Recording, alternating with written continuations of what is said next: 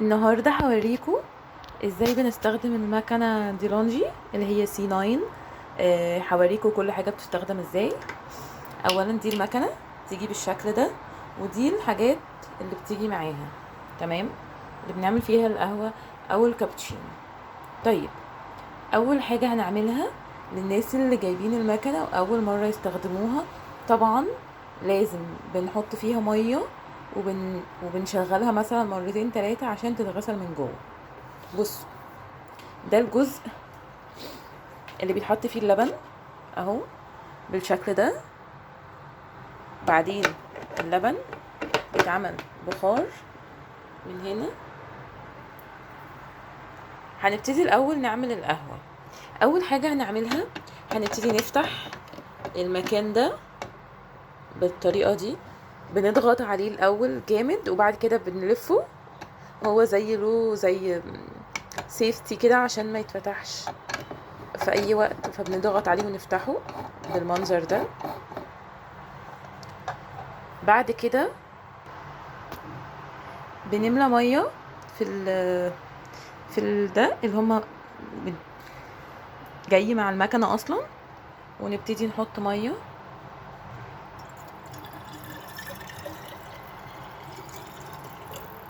بصوا انا مليته للاخر، هو فيه زي علامات كده حسب ما انت عايزه، بس انا بحب املاه للاخر علشان الميه ما تخلصش مني وانا بعمل. تمام، بعدين بنقفل الغطا بالشكل ده جامد. بعد كده بنبتدي نحضر البن. طيب دلوقتي احنا حضرنا البن اهو. دي الهاند المفروض اللي هنحط فيها البن. بنحط الاول المصفى ده اهو، بنحطه كده، وبعد كده بنحط ده المعيار اللي هما جايبينه معاها. انا بحب املى القهوه بتاعتي مثلا المعيار ده مثلا يعني مرتين، والهاند فيها معيار اهو، ده معيار للكوبايتين او 4 كوبايات، ده المعيار. فانا بحب املى مثلا على الاقل يعني ايه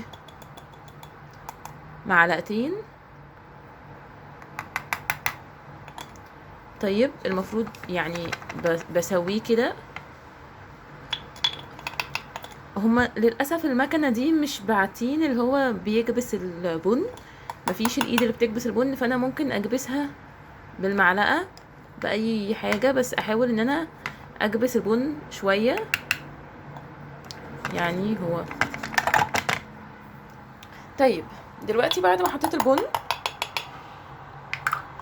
خلاص، بجيب الهاند دي اهي بالشكل ده وبركبها في الجزء ده.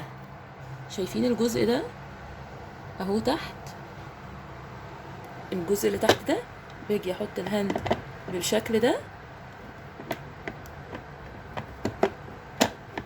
والف، ثواني، والفها كده بس بتظبط.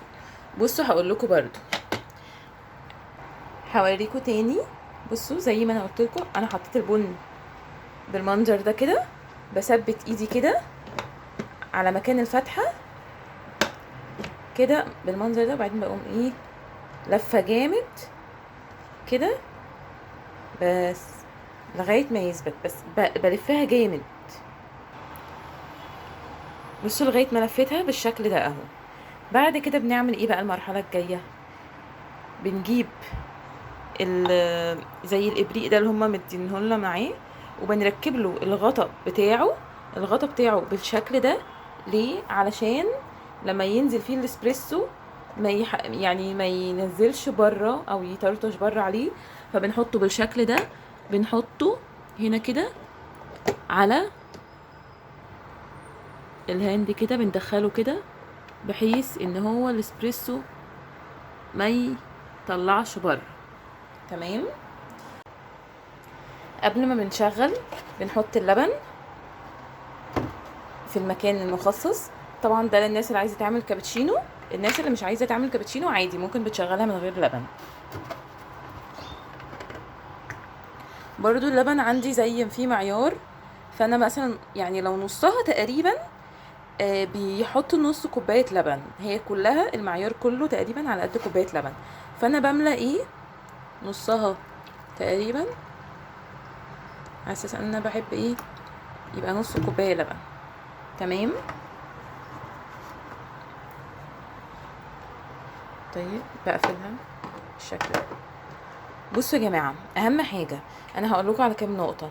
اهم حاجه قبل ما اشغلها تكون كميه الميه اللي محطوطه هنا تكون اكتر من الحبه اللي احنا هننزلهم، علشان لازم اللبن عشان يتعمل بالبخار لازم يكون فيه ميه عشان تعمل البخار. لو الميه اللي هنا خلصت اللبن مش هيعمل بخار. طيب اول خطوه هنعملها ايه؟ اول حاجه احنا قبل ما نشغل المكنه دي عندنا مؤشر كابتشينو او سترونج او ميديوم او لايت. طول ما احنا جايبين المؤشر على الكابتشينو كده القهوه مش هتنزل ميه، فاحنا الاول بنجيبه على كابتشينو قبل ما نشغلها.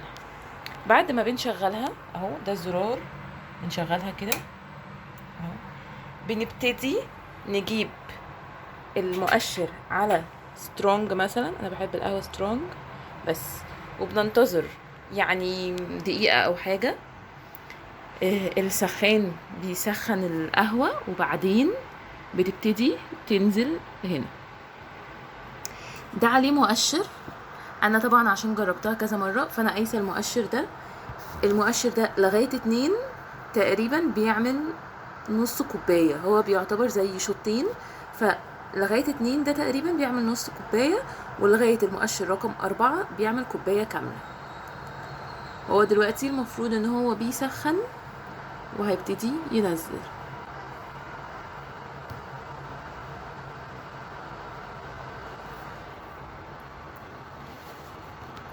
انا مجرد ان انا بس بشغلها. بصوا سامعين الصوت؟ هو ابتدى كده اهي القهوه بدات تنزل اهي بالشكل ده. بصوا انا هستنى لما تملى لغايه المؤشر 2،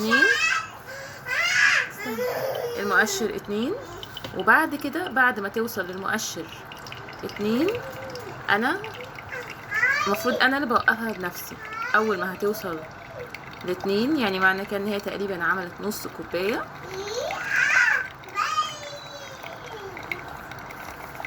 اهو، باجي انا هنا وبجيب المؤشر ده على كابتشينو. اول ما بجيبه على كابتشينو بتوقف الميه، بس بسيب النقط دي تنزل شويه. طيب بعد ما ضفيت عليها، اول ما المؤشر ده الاحمر ده بينور معنى كده ان البخار يقدر يشتغل. بعمل ايه بقى؟ بنقل دي من الاسبريسو وبحطها عند البخار بالشكل ده، وبشغل ده الباكرة دي بتاعت البخار بلفها بالاتجاه ده كده على الاخر، يبتدي البخار ينزل بالشكل ده.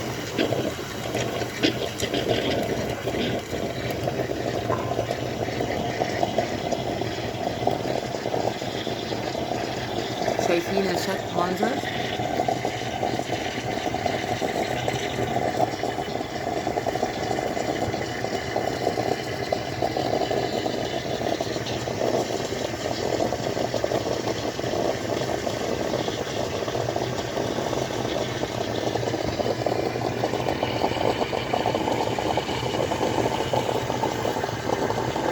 طبعا في اي وقت بتحبي توقفي البخار بتلفي نفس الزرار ده بالعكس، بتقفليه كده.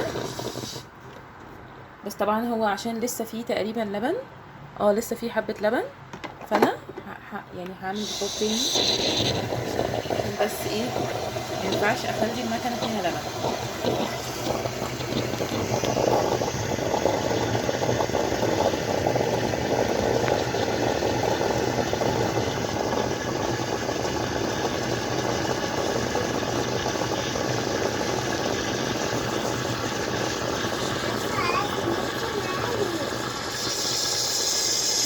سامعين الصوت ده؟ كده البخار خلص. بقفل البتاعه دي على طول كده بالشكل ده، بس كده كده نكون خلصنا كوبايه الكابتشينو اهي.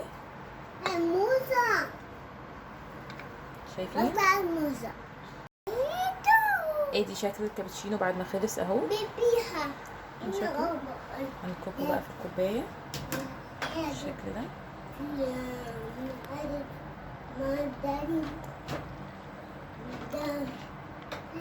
بنلفه كده شويه عشان ناخد الرغاوي.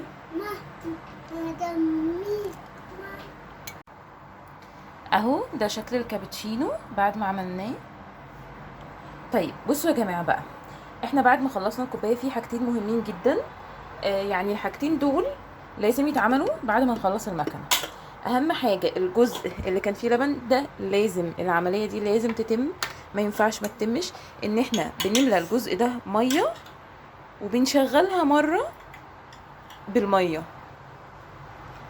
بصوا هما كاتبين في الكتالوج بتاعها ان لازم نشغل الميه بعد اللبن.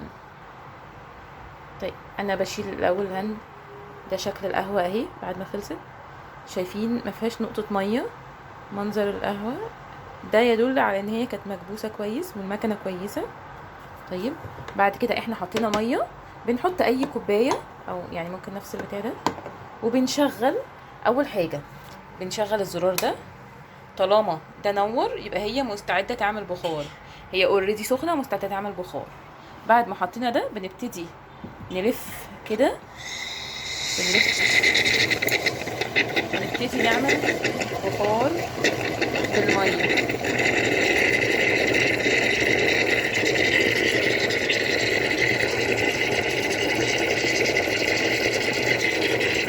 بنقعد نعمل بخار بالميه لغايه ما نخلص كميه الميه كلها اللي هنا.